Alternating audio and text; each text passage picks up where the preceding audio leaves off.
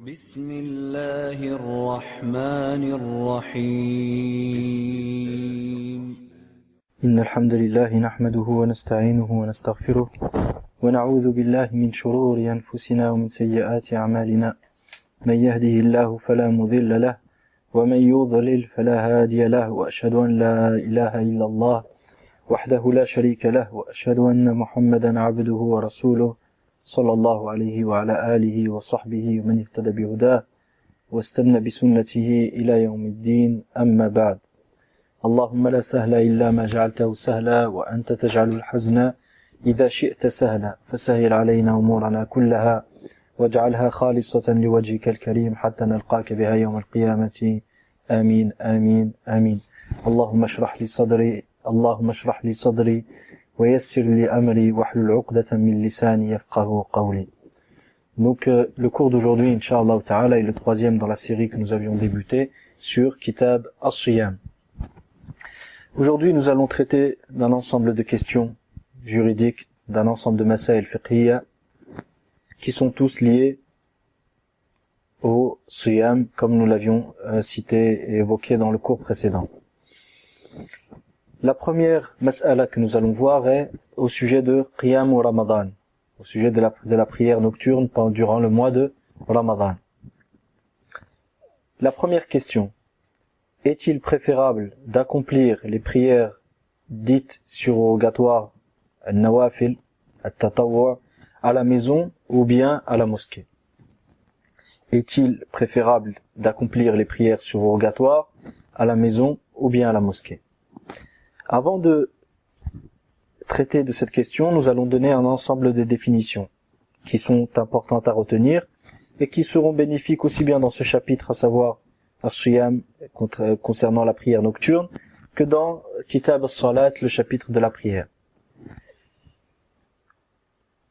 Il est à savoir que les prières surrogatoires, An-Nawafil, se divisent en deux. An-Nawafil se divise en deux. Nous avons ce qu'on appelle An-Nawafilul Mutlaqa. An-Nawafilul Mutlaqa. Les prières surrogatoires absolues, c'est-à-dire qui sont illimitées, inconditionnées, qui n'ont pas été restreintes, aussi bien par une cause que par un temps. Donc je répète, les prières surrogatoires qui n'ont pas été restreintes par une cause ou par un temps. D'accord? Nous les appelons comment? An-Nawafilu al-Mutlaqatu. An-Nawafilu al-Mutlaqatu. Et nous avons de l'autre côté An-Nawafilu al-Muqayyada. An-Nawafilu al-Muqayyada. Les prières surrogatoires restreintes. Les prières surrogatoires restreintes. An-Nawafil al-Mutlaqa, les prières, An-Nawafil al-Muqayyada, les prières surrogatoires restreintes, se divisent de même en deux catégories. Nous avons An-Nawafil al-Muqayyadatu bisababin. An-Nawafil al-Muqayyada bisabab. Wa hadhihi tusamma, on les appelle comment? An-Nawafil dhawatul asbab. Nawafilu dhawatul asbab, les prières surrogatoires liées à une cause ou restreintes à une cause, ou les prières surrogatoires restreintes à une cause. À titre d'exemple, les 2 rak'at après al-wudu. Les 2 rak'at après l'wudu. Le prophète sallallahu alayhi wa sallam, vous le savez, il a dit à Bilal: ya Bilal, quelle bonne œuvre accomplis-tu, car j'ai entendu tes pas au paradis. Bilal lui a dit à Rasulallah: après chaque wudu, qu'est-ce que je fais? Je fais 2 rak'at. Donc, les 2 rak'at après l'wudu. Ou sinon, les 2 rak'at, lorsqu'on rentre à la mosquée. Tahiyyatul masjid. Elle rentre dans le cadre de An-Nawafilu dhawatul asbab. An-Nawafil dhawatul asbab. D'accord? Nous avons aussi les 2 rak'at de At-Tawaf. Les 2 rak'at de At-Tawaf. Nous avons aussi rak'ata al-istikhara, les 2 rak'at de la prière de consultation. Les 2 rak'at de la prière de consultation. Nous avons aussi rak'ata at-tawba, les 2 rak'at du repentir, de tawba. D'accord? Entre autres. Donc j'ai cité certaines d'entre elles. Et qui sont les plus répandues. De l'autre côté, nous avons an-nawafil, les nawafil, qui sont liées, qui sont restreintes, al-muqayyadatu bi-zamanin, qui sont restreintes par un temps. Qui sont restreintes par un temps. Et celles-ci, les prières surrogatoires restreintes à un temps. Par exemple, les 2 rak'at avant Dhuhr. J'avais dit au fait une chose, j'avais dit dans le cours précédent ou dans le cours d'avant que les rawatib que le prophète sallallahu alayhi wa sallam faisait en permanence étaient en nombre de 12. Ceci est une erreur de ma part, ils étaient au nombre de 10. Pour quelle raison ils étaient au nombre de 10? Car Ibn Umar radiyallahu anhuma, dans Sahih al-Bukhari, il a décrit les prières surrogatoires du prophète sallallahu alayhi wa sallam comme étant au nombre de 10. Et il a évoqué et employé la particule, le verbe kana. Le verbe kana, qui indique al-istimrar, qui indique la continuité. Donc, ce que le prophète sallallahu alayhi wa sallam faisait continuellement, comme prière surrogatoire, ils étaient au nombre de 10. 2 avant le fajr, ou avant subh, c'est-à-dire les 2 rak'at avant la prière obligatoire du matin, 2 avant dhuhr, 2 après dhuhr, 2 après le maghrib, et 2 après l'isha. Ça fait 10. D'accord? Donc, pour revenir aux prières surrogatoires liées à un temps précis, nous avons les prières avant la prière du matin, les 2 rak'at avant la prière de dhuhr, les 2 rak'at après la prière de rak'ata al-dhuhri al-qabliya, les 2 rak'at de dhuhr que l'on fait avant, wa rak'ata al-dhuhri al-ba'diya, les 2 rak'at que l'on fait après le dhuhr. وركعتا المغرب les 2 rak'at après le maghrib وركعتا العشاء يعني راتبة العشاء. Ces prières là qui sont liées à un temps et qui sont restreintes à un temps furent appelées al-rawatib. Pour quelle raison elles ont été appelées al-rawatib?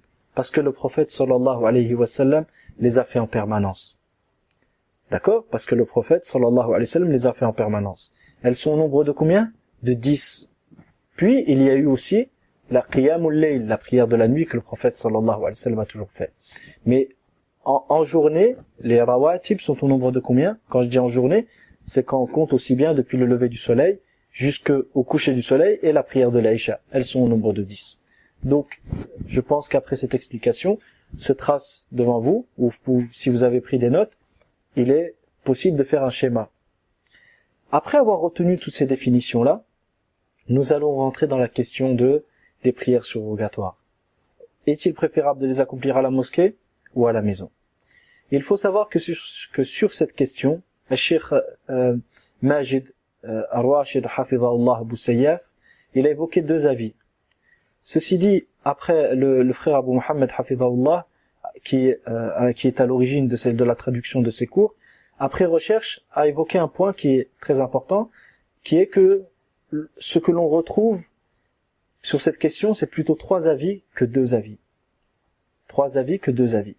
Et justement, ce 3e avis est celui qui a l'air être le plus juste, et nous allons l'évoquer, Inch'Allah. Mais tout d'abord, je vais citer les paroles de Cheikh Abu Sayyaf, Hafidhahullah.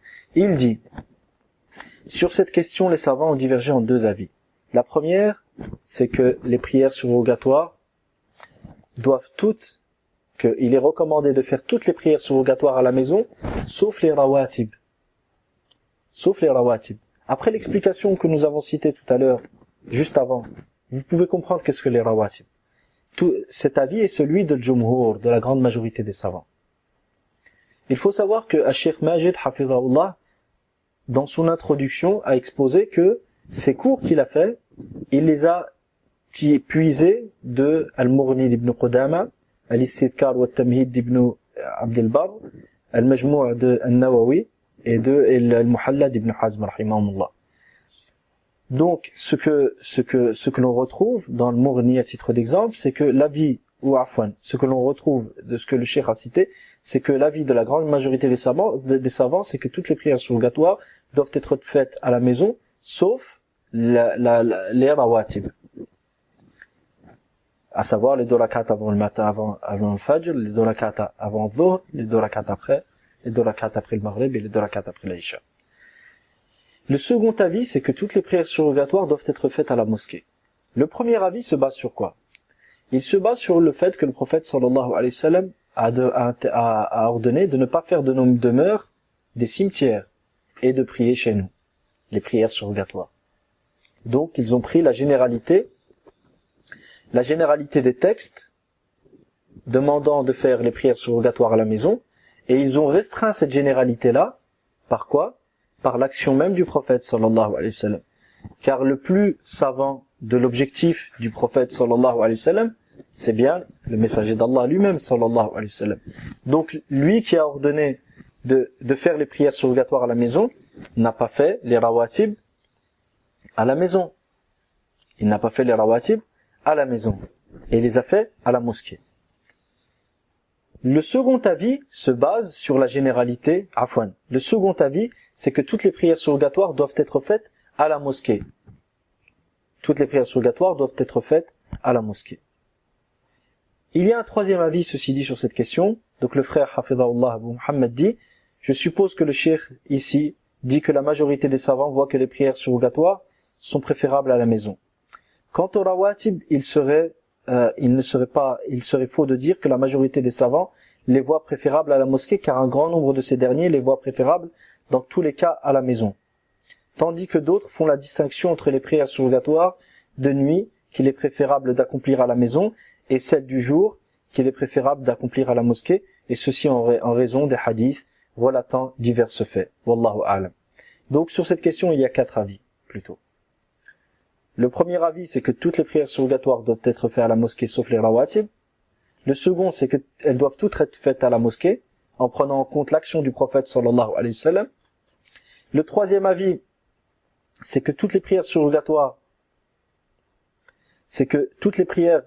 surérogatoires sont préférables à la mosquée, même les rawatib, d'accord? Donc ceux-là prennent en compte encore la généralité des paroles du prophète sallallahu alayhi wa sallam et font prévaloir la parole du prophète sallallahu alayhi wa sallam sur son action. Le troisième avis, c'est que toutes les prières surrogatoires, rawatib compris, et les nawafil mutlaqa, toutes, elles doivent être faites à la maison, en prenant en compte la généralité de la parole du prophète sallallahu alayhi wa sallam, la taj'alu buyutakum maqabira. D'accord? Le quatrième avis, c'est que les rawatib de la journée doivent être faites à la maison, elles doivent être faites à la mosquée, et les rawatib du soir doivent être faites où? À la maison. Et les nawafil al-mutlaqa, ils doivent être faites où? À la maison. Et ce quatrième avis est l'avis le plus apparent, wallahu a'lam. Pourquoi?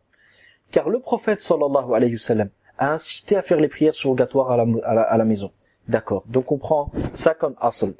Donc à la base, toutes les prières surrogatoires doivent être faites où? À la maison. Ensuite, nous voyons que le prophète sallallahu alayhi wa sallam a fait certaines rawatib, et pas toutes, à la mosquée.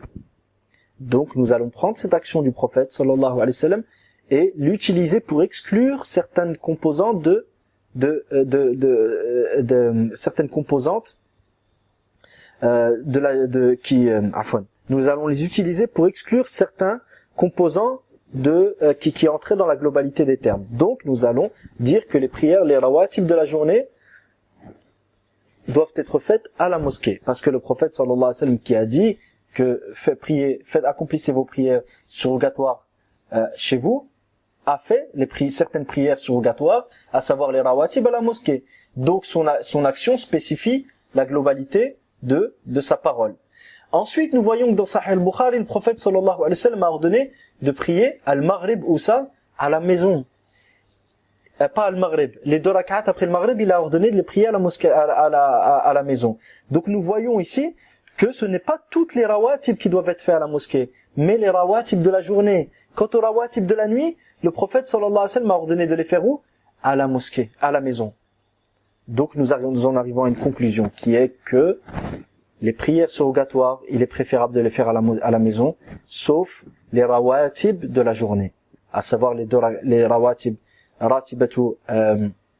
les rawatib de la journée pour dhuhr, pour l'asr et pour les ratib al-qabliya, les 2 rak'at avant dhuhr et les 2 rak'at après al-dhuhr. Pour les 2 rak'at de l'fajr, nous allons voir après inchallah ta'ala. D'accord? Pour les 2 rak'at de l'fajr, nous allons voir après inchallah ta'ala. Donc même pour les 2 rak'at de l'fajr, elles doivent être faites aussi à la mosquée. Les 2 rak'at de l'fajr, il est préférable de les faire à la mosquée.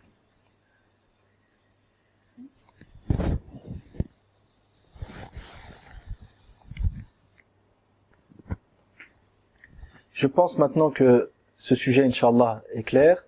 Donc je récapitule. Le premier avis, c'est que toutes les prières surrogatoires doivent être faites à la maison, sauf les rawatib. Le deuxième, c'est que toutes les prières surrogatoires doivent être faites à la mosquée, en prenant en compte la parole du prophète, l'action du prophète sallallahu alayhi wa sallam. Le troisième, toutes les prières surrogatoires doivent être faites à la maison, en prenant en compte la parole du prophète sallallahu alayhi wa sallam. Et le quatrième, c'est que toutes les prières surrogatoires doivent être faites à la maison, sauf les rawatib de la journée. Sauf les rawatib de la journée. Et cet avis, le quatrième avis, a l'air le plus apparent parce qu'il joint entre les paroles et les actions du prophète sallallahu alayhi wa sallam. Ainsi, il n'y a aucune contradiction en apparence entre les textes, ni en réalité, et à chacun on lui donne une signification précise.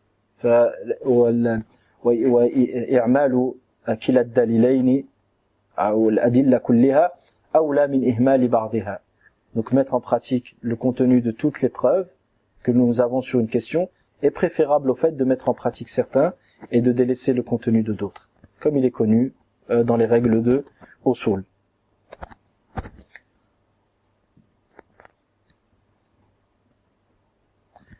La seconde question que nous allons voir: est-il préférable de d'accomplir la prière de Tarawih? Est-il préférable d'accomplir la prière de Tarawih seul chez soi ou bien en groupe à la mosquée? Est-il préférable d'accomplir la prière de Tarawih seul chez soi ou en groupe à la mosquée? Sur cette question, il y a eu 3 avis. Le premier avis est qu'il est préférable de l'accomplir à la mosquée, et ceci en raison du fait que Omar ibn al-Khattab radiyallahu anhu a agi ainsi. Le prophète sallallahu alayhi wa sallam, quant à lui, ne l'a pas fait régulièrement. Mais pourquoi il ne l'a pas fait régulièrement? Uniquement par peur qu'elle ne devienne obligatoire. Ainsi, il est rapporté que Aïcha radiyallahu anha dit, donc il est rapporté que Aïcha radiyallahu anha, elle dit, une fois le prophète sallallahu alayhi wa sallam sortit au milieu de la nuit. Une fois le prophète sallallahu alayhi wa sallam sortit au milieu de la nuit, et dans une autre version, il sortit au milieu de la nuit, et cela pendant Ramadan. Donc nous avons une autre restriction. Et il pria dans la mosquée, et des hommes suivirent sa prière. Donc des sahaba sont venus et ont pris le prophète sallallahu alayhi wa sallam comme imam. Le lendemain, ces hommes en parlèrent à d'autres, et ils se réunirent encore plus nombreux. Il pria sallallahu alayhi wa sallam, et ils prièrent avec lui. Le lendemain, ces hommes en parlèrent encore à d'autres. Ainsi, dès la 3e nuit, ceux qui priaient dans la mosquée devinrent encore plus nombreux. Puis le prophète sallallahu alayhi wa sallam sortit cette 3e nuit et on suivit sa prière. Et à la 4e nuit, la mosquée fut débordée de gens qui priaient jusqu'à ce que le prophète sallallahu alayhi wa sallam sorte pour la prière du matin. Lorsqu'il finit donc la 4e nuit, il n'est pas sorti. Il n'a pas prié avec eux. Eux, ils ont prié. Puis arrivé à l'heure de l'Fajr, le prophète sallallahu alayhi wa sallam, il est sorti pour prier avec eux. Lorsqu'il finit la prière du Fajr, il prononça la shahada et dit: en effet, votre présence ne m'était pas cachée. C'est-à-dire, je savais que vous m'attendiez pour la prière de nuit, mais je crains c'est que la prière de nuit ne vous soit prescrite et que vous soyez incapable. Qu'elle ne soit une obligation pour vous et que vous soyez incapable. Puis le prophète sallallahu alayhi wa sallam mourut sans que cela ne change. Le hadith est rapporté par l'imam al-Bukhari et ainsi que l'imam Muslim. On voit donc bien ici dans ce texte-là que la raison pour laquelle le prophète sallallahu alayhi wa sallam n'a pas continué la prière de Tarawih, en groupe avec eux, c'était la crainte que cette prière ne devienne obligatoire. On le trouve clairement dans le texte. D'accord? Mais le prophète sallallahu alayhi wa sallam n'a pas blâmé et ne les a pas empêchés de l'accomplir en groupe avec lui. Et la raison pour laquelle il n'a pas continué, c'est seulement pour qu'elle ne devienne pas obligatoire. Ce qui prouve que la prière en groupe, la prière de Tarawih en groupe, est préférable à la prière seule. Et la seule raison qui empêcha le prophète sallallahu alayhi wa sallam de continuer est de peur qu'elle ne devienne obligatoire et que les sahaba ne puissent assumer cette obligation. Donc, dès la mort du prophète sallallahu alayhi wa sallam, cette raison qui a empêché le messager d'Allah sallallahu alayhi wa sallam de continuer la prière en groupe avec eux est absente. Or, comme nous le savons, al-hukmu yaduru ma'a illatihi wujudan wa adaman. Les statuts légaux, les ahkam, dépendent de leur cause légale. Si elles sont présentes, ils sont présents, et si elles sont absentes, elles sont absentes. Et ici, le prophète sallallahu alayhi wa sallam s'en est abstenu de peur qu'elle ne soit obligatoire pour eux, qu'elle ne devienne obligatoire pour eux. Or, dès la mort du prophète sallallahu alayhi wa sallam, il ne peut y avoir de nouvelles obligations. Donc, nous revenons à la recommandation de base qui est prouvée par l'action du prophète sallallahu alayhi wa sallam. Allah azza wa jalla nous dit: "Laqad kana lakum fi rasulillahi uswatun hasana liman kana yarju Allah wal yawmal akhir." Vous êtes certes un bon exemple dans le messager d'Allah sallallahu alayhi wa sallam pour quiconque espère en Allah et pour le jour qui craint le jour dernier. D'accord? Ici, une petite parenthèse, le terme raja a deux significations, la peur et l'espoir. Donc, il n'y a pas, lorsqu'Allah subhanahu wa ta'ala dit wa yarju Allah wal yawmal akhir, ce qui voulait dire par espérer Allah et le jour dernier, c'est craindre le châtiment du jour dernier. Cette faïda a été citée par Cheikh Nash'at Ahmed hafidhahullah ta'ala dans l'une de ses salasil al-ilmiya, si je me souviens bien, c'était Silsilat A'mal al-Qulub. Donc, nous prenons en compte l'action du prophète sallallahu alayhi wa sallam qui montre la recommandation, et comme il est connu dans les règles de usul, al-aslu fi af'alin nabi sallallahu alayhi wa sallam at-ta'assi, al-iqtida' ou at-ta'assi. La règle de base et le principe de base dans les actions du prophète sallallahu alayhi wa sallam est de le prendre comme modèle et de le suivre. D'accord? De même que nous trouvons dans As-Sunan, lorsque nous disons As-Sunan, ce sont les 4 recueils, à savoir le recueil de l'imam An-Nasa'i, le recueil de l'imam Abu Daoud, de l'imam At-Tirmidhi et de l'imam Ibn Majah. Retenez-le bien. As-Sunan, ce sont ces 4 recueils. De même que nous trouvons dans As-Sunan, selon Abu Dar radiyallahu anhu, il dit: nous jeûnions avec le messager d'Allah sallallahu alayhi wa sallam durant le Ramadan. Celui-ci ne fit pas la prière avec nous durant le mois, jusqu'au dernier 7 jours. Jusqu'au dernier 7 jours, où il nous guida durant la prière jusqu'à la fin du premier tiers de la nuit. Jusqu'à la fin du premier tiers de la nuit. Le 6e jour, il ne guida pas, et le 6e jour, il ne nous guida pas, et le 5e, il nous guida jusqu'à la moitié de la nuit. Je dis au messager d'Allah, sallallahu alayhi wa sallam, et si tu continuais de nous guider le reste de cette nuit? Il, sallallahu alayhi wa sallam, répondit: celui qui aura veillé, c'est-à-dire prié la prière de la nocturne, derrière l'imam, alors Allah ta'ala lui inscrit autant de récompenses que s'il avait veillé toute la nuit. Donc celui qui prie avec l'imam, même jusqu'au premier tiers de la nuit, et il aura comme récompense la récompense de la prière de la nuit entière. Lors de la 4e nuit, il ne nous guida pas, et lors de la 3e, il réunit sa famille, ses femmes et les gens, puis les guida jusqu'à ce que nous eûmes peur de rater le sahur, jusqu'à que nous eûmes peur de rater le sahur. Le sahur, qu'est-ce que c'est? C'est le repas avant la prière de l'Fajr. Ensuite, il ne nous guida pas jusqu'à la fin du mois. Et il y a un hadith semblable aussi rapporté par l'imam al-Nasa'i selon An-Nu'man ibn Bashir radiyallahu anhu. Donc on voit à travers ces textes-là que la prière la prière de Tarawih, il est recommandé de la faire en groupe. D'accord? Comme le prophète sallallahu alayhi wa sallam a fait, comme les sahaba ont fait avec le prophète sallallahu alayhi wa sallam, mais comme Omar radiyallahu anhu l'a établi. D'accord? Le deuxième avis consiste à dire que il est préférable d'accomplir la prière de Tarawih à la maison pour celui qui en a la capacité. Ceci a été rapporté par ceci est un avis chez les Malikiyya et chez les Shafi'iyya, donc les Malikites et les Shafi'ites. Quelle est la preuve de cet avis-là? La preuve est la parole du prophète sallallahu alayhi wa sallam qui dit: la meilleure prière est celle priée à la maison, sauf la prière obligatoire.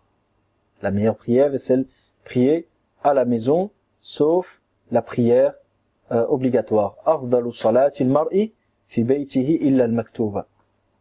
D'accord? La meilleure prière est celle accomplie à la maison, sauf la prière obligatoire. Le troisième avis est que la prière en commun du Tarawih est une obligation kifaya, est un fard kifaya. Est un fard kifa'i. C'est une obligation pour une partie de la communauté. Si cette partie s'en charge, l'autre partie s'en voit déchargée. Cet avis a été rapporté par At-Tahawi rahimahullah ta'ala, et comme vous savez, At-Tahawi a un ouvrage de fiqh qui a pour titre Mushkilu al-Athar de l'imam At-Tahawi rahimahullah ta'ala. Après avoir cité ces trois avis, il est à savoir que l'avis le plus juste est que les prières qui ont été légiférées en commun sont préférables en commun, et celles qui n'ont pas été légiférées en commun, parmi les nawafil, sont préférables à la maison, et ceci est l'avis d'Ibn Hazm rahimahullah ta'ala. D'accord? Par conséquent, il est préférable de prier Salatul Tarawih à la mosquée en raison des hadiths que nous avons vus précédemment, et de ce qui fut rapporté selon les salafs de cette communauté, les pieux prédécesseurs de cette communauté, qui l'effectuaient en groupe. D'accord? Afin de joindre entre tous les textes. Quant aux textes qui disent que la meilleure prière, afdalu salatil mar'i fi baytihi illa al-maktuba, les meilleures des prières de l'homme sont chez lui sauf la prière obligatoire. Ce texte est un texte général qui a été spécifié par l'action du prophète sallallahu alayhi wa sallam, et celui qui a le plus de connaissances et qui est le plus éclairé sur le sens sur le sens et l'objectif des paroles du prophète sallallahu alayhi wa sallam n'est autre que qui? Que le prophète lui-même sallallahu alayhi wa sallam, puis as-sahaba al-kiram radiyallahu anhum, et entre autres Abu Bakr, Omar, Uthman et Ali, et Abu Bakr, Omar, Uthman et Ali, comme il dit le prophète sallallahu alayhi wa sallam: alaykum bi sunnati wa sunnati al-khulafa'i ar-rashidin al-mahdiyyin min ba'di. Suivez ma sunna et la sunna de mes califes bien guidés après moi. La troisième question que nous allons voir, Inch'Allah ta'ala, quel est l'avis le plus apparent et le plus juste quant au nombre de raka'at que comprend la prière de Tarawih? Quel est l'avis le plus juste et l'avis pour lequel on opte quant au nombre de raka'at de Salat Tarawih? À ce sujet, nous avons plusieurs textes qui ont été rapportés. Première des choses, avant de savoir l'avis qui est le plus juste sur cette question, on peut se poser la question: ماذا ورد عن النبي صلى الله عليه وسلم من قوله ومن فعله في قيام الليل وماذا ورد في صلاة التراويح. Donc qu'est-ce que nous avons comme texte aussi bien parmi les paroles du prophète sallallahu alayhi wa sallam que de ses actions, quant au nombre de prières, quant au nombre de raka'at pendant la prière de la nuit, et quel est le nombre aussi qui a été rapporté du prophète sallallahu alayhi wa sallam pour salat al-tarawih.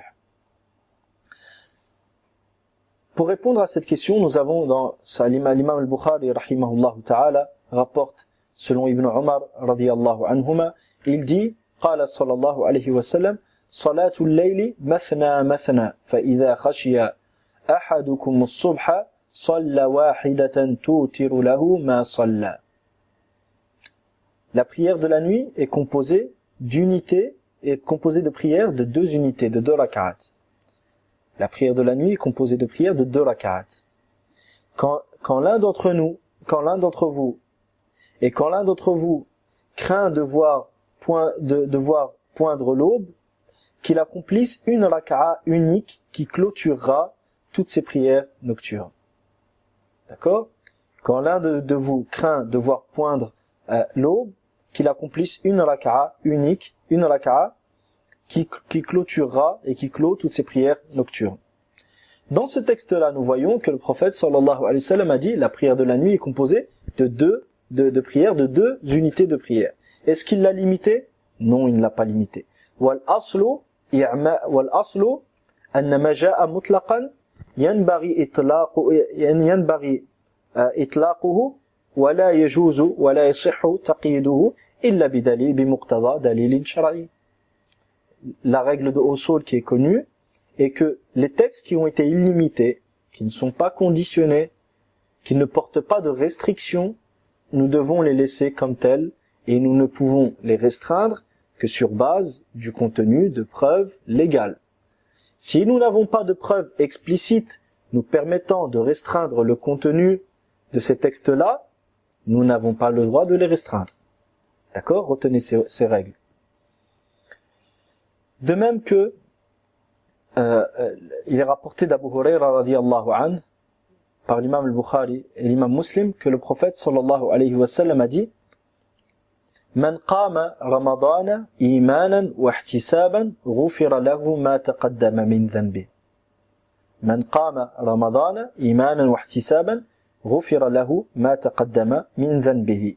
Celui qui accomplit la prière nocturne du mois de Ramadan, parfois en la prescription qu'Allah a prescrit et dans cette législation qu'Allah nous a établie.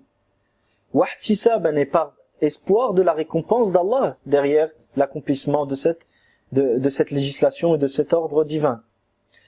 Ses péchés passés lui seront pardonnés. Ses péchés passés lui seront pardonnés. Dans ce texte, il n'est pas, encore une fois, la prière nocturne n'est pas limitée par un nombre précis. D'accord? La prière nocturne n'est pas limitée par un nombre précis. Il est également rapporté par l'imam al-Bukhari et l'imam Muslim, selon Abu Salama ibn Abdirrahman ibn Auf, radiyallahu anhuma, il demanda à Aïcha radiyallahu anha,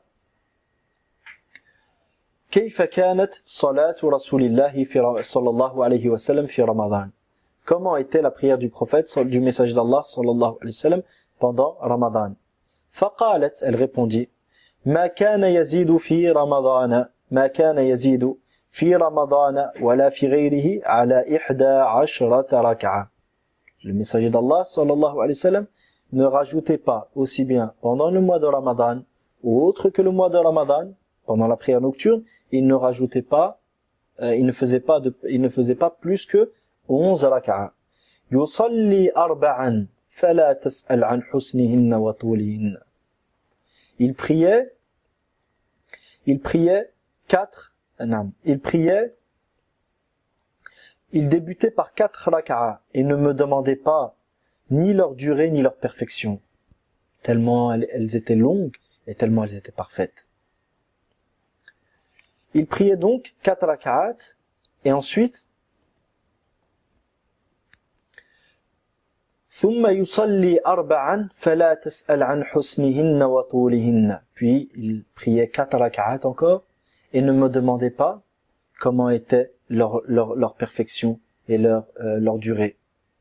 ثم يصلي 3, puis il priait 3 rak'at. فقلت يا رسول الله أتنام قبل أن توتر؟ قال يا عائشة إن عيني تنامان ولا ينام قلبي. inna ayni tanamani wa la yanamu qalbi. Puis donc,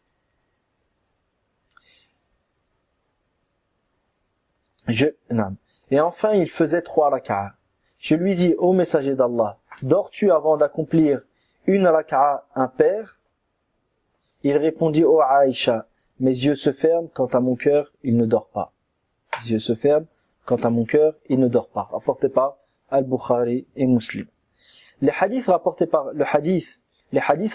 Aïcha radiyallahu anha sur les prières de la nuit ou sur la prière de la nuit sont très nombreux. Ainsi, Muslim rapporte, et nous avons d'autres hadiths encore, ça, par rapport au hadith de Aïcha, ce que nous venons de dire. Et nous avons d'autres hadiths à ce sujet encore.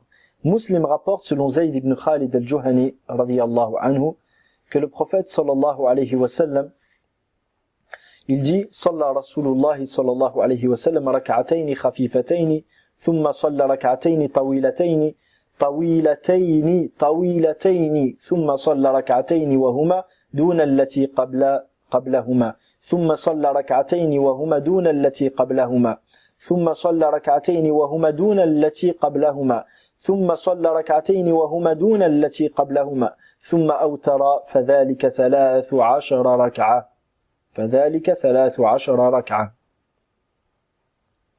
Il dit donc, le prophète sallallahu alayhi wa sallam pria 2 rak'at courtes. Et de là, il est une sunna quand tu veux faire qiyam al-layl de commencer par 2 rak'at qui sont courtes. Et non pas, les deux premières ne doivent pas être longues. Afin que ton nafs, elle ait envie d'aller plus loin. Mais si dès le départ, tu les fais très très longues, tu risques de fléchir.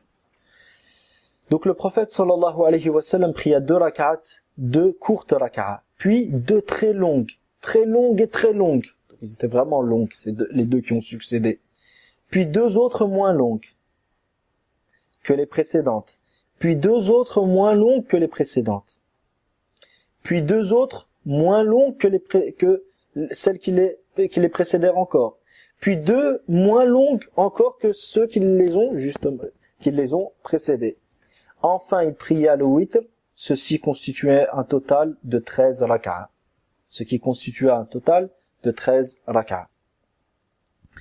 Hudhayfa ibn al-Yaman radiyallahu anhu, comme il est rapporté par l'imam Muslim, dit ce qui suit. Sallaytu ma'a an-nabi sallallahu alayhi wa sallam dhata layla, faftataha bil baqara, faqultu yarka'u 'inda al-mi'a, thumma madha faqultu yusalli biha fi rak'a, فمضى فقلت يركع بها ثم افتتح النساء ثم افتتح آل عمران فقرأها يقرأ مترسلا إذا مر بآية فيها تسبيح سبح وإذا مر بسؤال سأل وإذا مر بتعوذ تعوذ ثم ركع فكان ركوعه قريبا من قيامه ثم قال سمع الله لمن حمده ثم قام طويلا قريبا مما ركع ثم سجد فكان سجوده قريبا من قيامه إلى آخر الحديث. Donc Hudhayfa ibn al-Yaman radiyallahu anhu rapporte, une nuit je priais avec le prophète sallallahu alayhi wa sallam. Il commença sa récitation par Surat al-Baqarah. Je pensais qu'il allait s'incliner après avoir récité 100 versets, mais il poursuivit. Je pensais alors qu'il la réciterait entièrement en une raka'a, mais il poursuivit sa récitation et entama Surat al-Nisa. Ensuite, jusqu'à la fin. Donc il lut Surat al-Nisa jusqu'à la fin. Et enchaîna avec Surat Al-Imran. Et il enchaîna avec Surat Al-Imran, qu'il lut entièrement. Il récitait lentement et en articulant très bien. Lorsqu'il lisait un verset parlant de la glorification d'Allah, il faisait la glorification d'Allah. D'accord? Lorsqu'il lisait un verset dans lequel il y avait un tasbih, la purification de l'essence divine, de toute imperfection, de toute qualité d'imperfection, et de toute imperfection, de toute qualité d'imperfection et de tout manque dans ces qualités de perfection, il faisait le tasbih, il disait Subhanallah. Quand il arrivait à un verset contenant une requête adressée à Allah, une demande, il la lui adressait. Lorsqu'il lisait un verset demandant la protection d'Allah, dans lequel on trouvait la recherche de protection près d'Allah, il faisait cette demande et il cherchait protection près d'Allah. Il s'inclinait ensuite et dit Subhan, et il s'inclinait ensuite et il dit Subhana Rabbil Azim. Il s'inclina aussi longtemps, c'est-à-dire lorsqu'il était en ruku', il resta aussi longtemps que lorsqu'il était debout. Puis il dit Sami'allahu liman hamidah. Sami'allah liman hamidah. Donc Allah répond et exauce les souhaits, exauce les demandes de celui qui fait ses louanges. Rabb, après, quand il s'est bien dressé debout, il a dit Rabbana, naam. Rabbana wa lakal hamd. Rabbana wa lakal hamd. Naam. Il est mentionné simplement dans la riwaya qu'il a dit Sami'a Allahu liman hamidah. Mais bien sûr, dans d'autres textes, nous voyons que lorsqu'il s'est dressé debout, il disait soit Rabbana wa lakal hamd, soit Allahumma Rabbana wa lakal hamd, soit, par entre autres, Allahumma Rabbana wa lakal hamd, mil'a as-samawati wa mil'a al-ard, wa mil'a ma baynahuma, wa mil'a ma shi'ta min shay'in ba'd. Rabbana wa rabba kulli shay'. نعم اللهم ربنا ولك الحمد ملء السماوات وملء الأرض وملء ما بينهما وملء ما شئت من شيء بعد أهل الثناء والمجد أحق ما قال العبد وكلنا لك عبد لا مانع لما أعطيت ولا معطي لما منعت ولا ينفع ذا الجد منك الجد. Ou sinon encore اللهم ربنا ولك الحمد حمدا كثيرا طيبا مباركا فيه. Ou sinon encore ربنا ولك الحمد حمدا كثيرا طيبا مباركا فيه. Ou encore ربنا لك الحمد sans le waw. ربنا لك الحمد حمدا كثيرا طيبا مباركا فيه.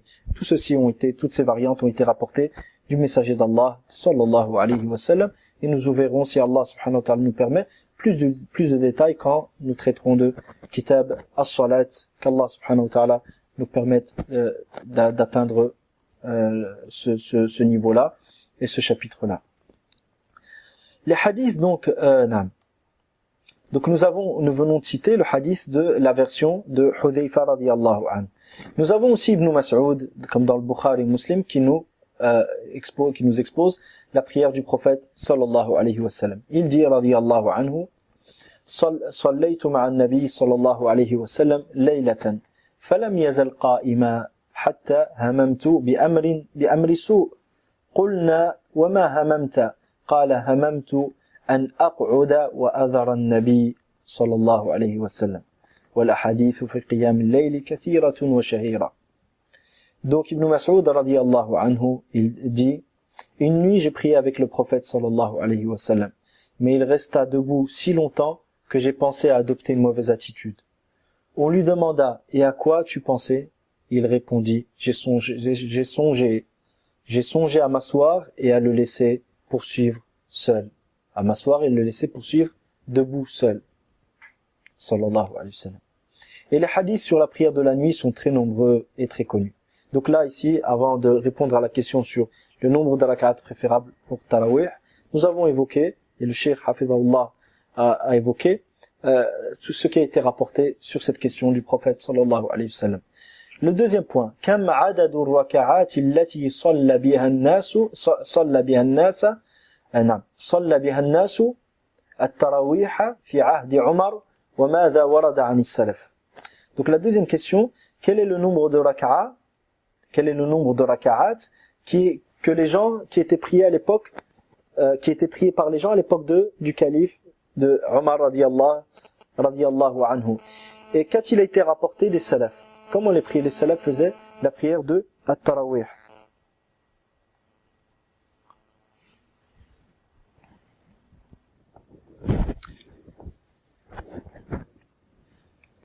sujet donc de la prière de At-Tarawih à l'époque des Sahaba radiyallahu anhum, plus précisément à l'époque de Omar, et ce qui a été rapporté selon les Salaf radiyallahu anhum, l'imam al-Bukhari rapporte selon Abdurrahman ibn Abd أنه قال خرجت مع عمر ابن الخطاب رضي الله عنه ليلة من في رمضان إلى المسجد. Donc l'imam al-Bukhari rapporte selon Abdurrahman ibn Abd, il dit lors d'une nuit pendant le mois de Ramadan, je suis sorti en compagnie de Omar vers la mosquée. فإذا الناس أوزاع متفرقون يصلي الرجل لنفسه ويصلي الرجل فيصلي بصلاته الرهط. فقال عمر إني أرى لو جمعت هؤلاء على قارئ واحد لكان أمثل.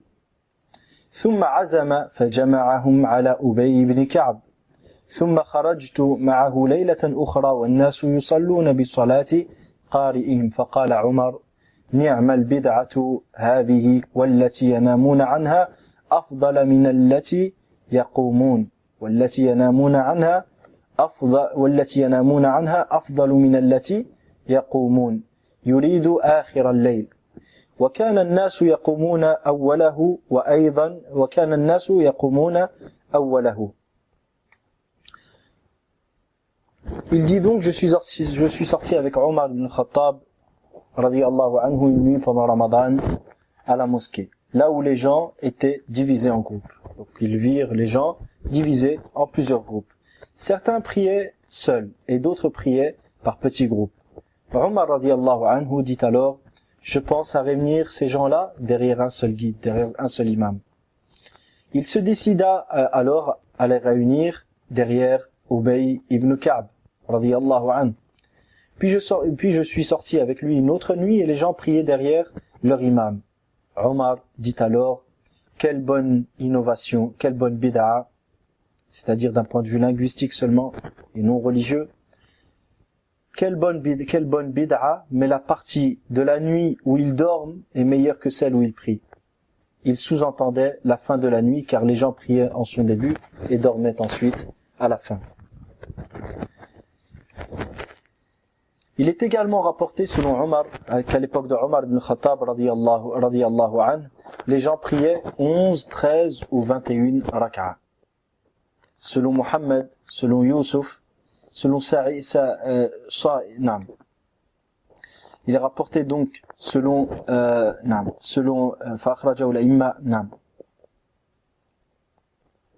فأخرجه الأئمة عن يزيد بن خصيفة عن السائب ابن يزيد أنهم صلوا 20 ركعة. Donc il est rapporté selon les imams de la Ummah que selon Yazid ibn Khasifa, selon Sa'ib ibn Yazid, qu'il priait à l'époque de Omar 23 rak'a. 23 rak'a. وأخرجه الأئمة من طرق عن محمد بن يوسف عن السائب عن يزيد بأسانيد صحيحة واختلف عليه بذكر الأعداد الثلاثة في هذا الطريق فذكروا مرة 11 ومرة 13 ومرة 21 ولعلهم فعلوا ذلك كله في ليال متعددة تختلف كل ليلة عن الأخرى. Donc il a été rapporté selon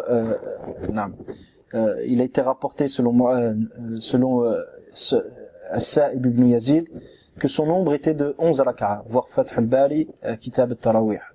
Il a été rapporté donc selon Sa'ib ibn Yazid qu'à l'époque de Omar il priait 11 rak'a.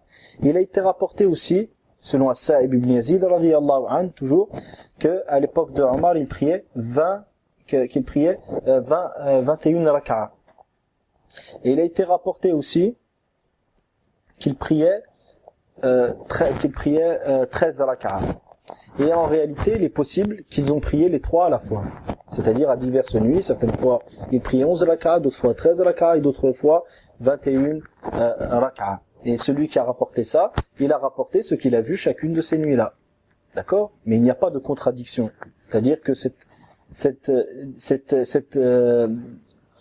distinction, cette différence dans les différentes variantes ne remet pas en cause la validité du hadith. Pourquoi? Parce que cette différence n'est pas contradictoire, vu qu'il est possible que ce soit diverses nuits. Et l'opposition, la différence qui remet en cause la validité d'un texte, c'est lorsqu'il y a une impossibilité totale de réunir entre ces différentes variantes. À ce moment-là, on va dire quoi? Qu'il y a un ittirab. D'accord? Qu'il y a un ittirab, une confusion. Et que le rapporteur, il a dû se tromper. Pourquoi? Parce qu'il est impossible de joindre entre toutes. À ce moment-là, ce ittirab, cette confusion, est une source de faiblesse du hadith. Est une cause de faiblesse du hadith. Mais ici, il n'y a pas de confusion. Ici, il y a simplement diverses facettes d'une même réalité. À savoir que le mois de Ramadan est composé de plusieurs nuits. Donc, il est tout à fait possible que dans l'une de ces nuits-là, ils ont prié 11, ou pendant plusieurs nuits, ils ont prié 11, d'autres 21, et d'autres encore 13. D'accord? وعن يحيى بن سعيد الأنصاري أن عمر رضي الله عنه أمر رجلا يصلي بهم 20 ركعة. Donc, selon Yahya ibn Sa'id al-Ansari, Omar ibn Khattab رضي الله عنه a ordonné à un homme de prier 20 raka'a. Il a ordonné à un homme de prier 20 raka'a. Et selon Yazid ibn Rumman, قال كان الناس يقومون في زمان عمر ب23 ركعة. Donc selon Yazid ibn Rumman, il dit, les gens à l'époque de Omar priaient les nuits de Ramadan en 23 raka'a. Donc nous avons diverses variantes, mais toutes ces variantes-là sont juste ces diverses facettes d'une même réalité, tout simplement. فأما ما ورد عن السلف, quant à ce qui fut rapporté des salaf, nous avons ce qui suit. فعن علي رضي الله عنه أنه دعا القراء في رمضان فأمر رجلا يصلي بالناس 20 ركعة. Donc selon Ali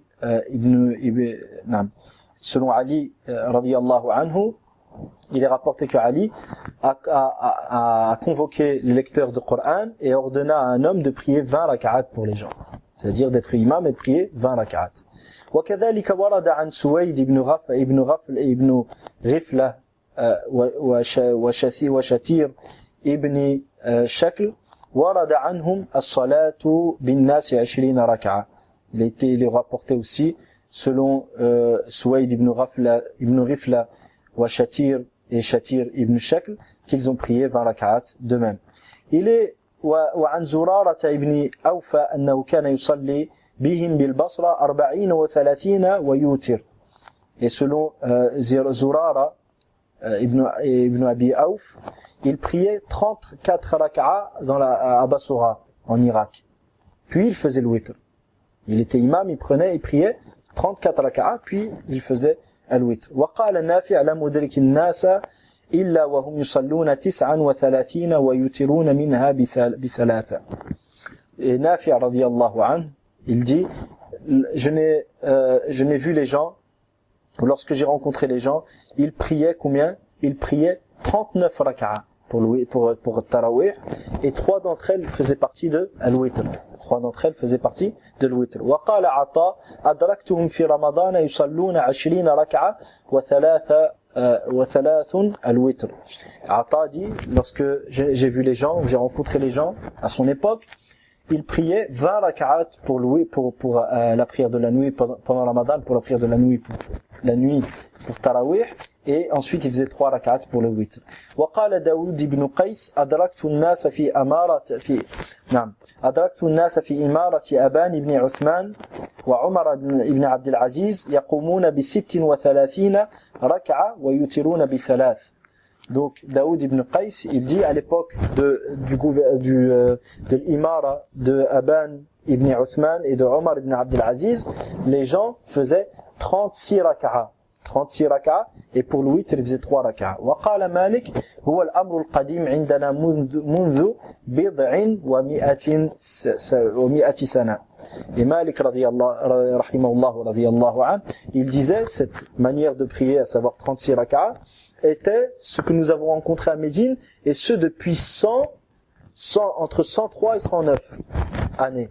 Le terme bid'a, désigne le chiffre de 3, il désigne un nombre entre 3 et 9. Donc quand on dit bid'un wa mi'a, c'est 100 et 3, peut-être 104, 105, 106, 107, 108 et 109, d'accord? Wa amma aqwal al-fuqaha, quant à l'avis des fuqaha sur cette question. Il est à savoir qu'ils sont unanimes, la khilafa bayna al-ulama anna salat al-layli laysa fiha haddun mahdudun wa annaha nafilatun wa fi'lu khayrin faman sha'a istakthar wa man sha'a istaqal. Il y a le consensus, comme l'a rapporté Ibn Abd al-Barr rahimahullah, dans Ibn Abd al-Barr, il y a le consensus que la prière de la nuit est une prière qui n'a pas de limite et que c'est une bonne action. Celui qui veut en faire autant qu'il veut, celui qui veut en faire un certain nombre qui est important, il peut le faire. Celui qui veut en faire moins, il peut le faire. Il n'y a pas de nombre précis. D'accord? Donc celui qui veut faire 36, il peut faire 36. Celui qui veut faire 20, il peut faire 20. Celui qui veut faire 58, il peut faire 58. Et il n'y a pas de limite à la prière de la nuit. Ça, il y a le consensus des savants là-dessus. C'est simplement ces derniers temps, ces dernières décennies que nous avons vu apparaître des gens qui prétendent que la prière de la nuit est limitée à un nombre de 11 ou de 13. Si tu fais plus, tu as commis une innovation. Se basant sur l'action du prophète sallallahu alayhi wa sallam. Comme si l'action du prophète sallallahu alayhi wa sallam était explicite dans son indication et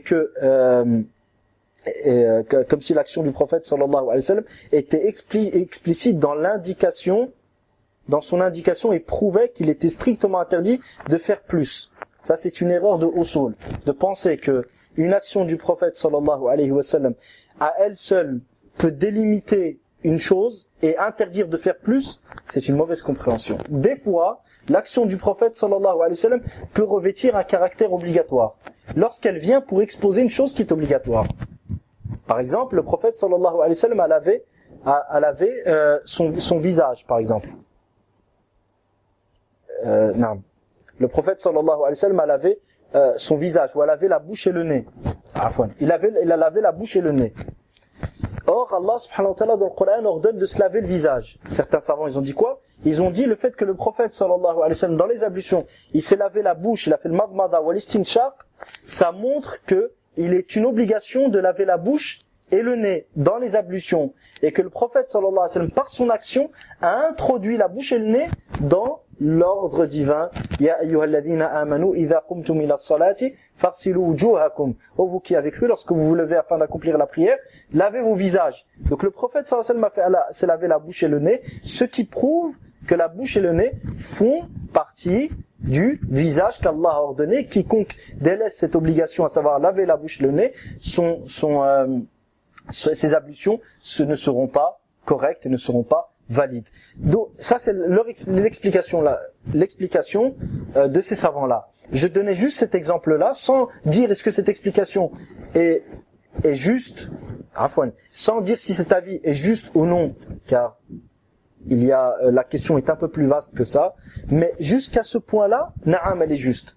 Leur argumentation jusqu'à ce niveau-là, elle est juste. Ensuite, il peut y avoir d'autres éléments qui interviennent et qui font qu'on opte pour un autre avis que laver la bouche et le nez est recommandé, non pas parce que nous ne sommes pas d'accord avec cette partie de l'argumentation, non, loin de là, nous sommes tout à fait d'accord, mais pour un autre élément qu'on ne peut pas évoquer, que je ne peux pas évoquer maintenant. Pourquoi? Parce que nous sommes dans Kitab Siyam et non pas dans Kitab At-Tahara. Mais pour dire que l'action du prophète sallallahu alayhi wa sallam, lorsqu'elle vient en exposé d'un texte, lorsqu'elle vient en tant qu'exposé d'un ordre divin, d'un ordre obligatoire, na'am, l'action du prophète sallallahu alayhi wa sallam à ce moment-là a un caractère obligatoire. Comme dans le cas de figure qu'on a cité au sujet de la bouche et le nez, qui vient exposer l'ordre de se laver le visage. Mais sinon, la simple action du prophète sallallahu alayhi wa sallam montre la recommandation. C'est ça l'asl, c'est ça le principe de base. Les actions du prophète sallallahu alayhi wa sallam tadullu ala al-istihbab. Elle montre que la chose en question est recommandée. Pour dire que la chose en question est obligatoire et qu'on n'a pas le droit de faire autrement, il faut un argument supplémentaire. D'accord?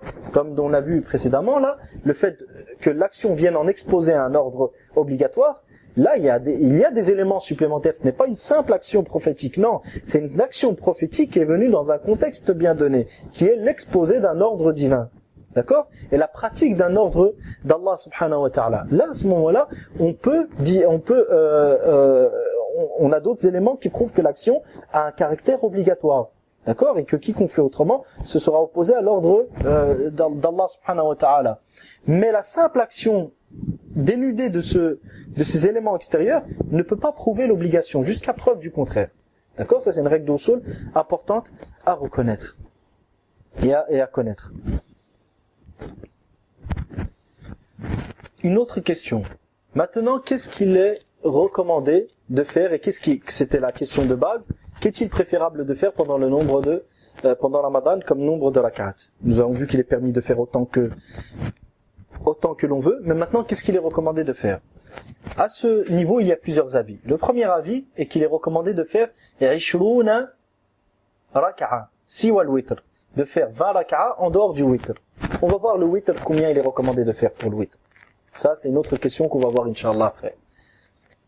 20 rak'a en dehors du witr. Cet avis est celui de l'imam Abu Hanifa, de Sufyan al-Thawri, de Abdullah ibn al-Mubarak, de l'imam al-Shafi'i, de al-Zahiriya, l'école al-Zahiriya, donc Daoud ibn Hazm al-Zahiri, entre autres.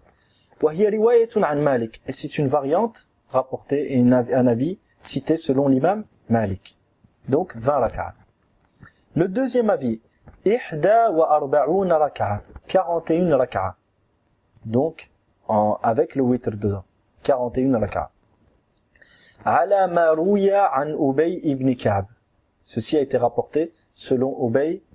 Donc cet avis se fonde sur ce qui a été rapporté selon Ubay ibn Ka'b, qu'il aurait fait 41 rak'a.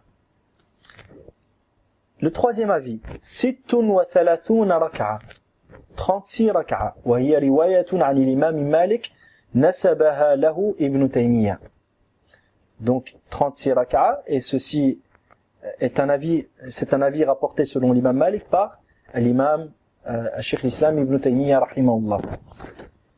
Le quatrième avis, 46 rak'a siwa al-witr, wa hiya riwayatun 'an Malik hakaha ibn Hajar wa qala hadha huwa al-mashhur 'anhu. Donc 46, le quatrième avis, 46 rak'a sans prendre en compte le witr. Le witr, il est à part.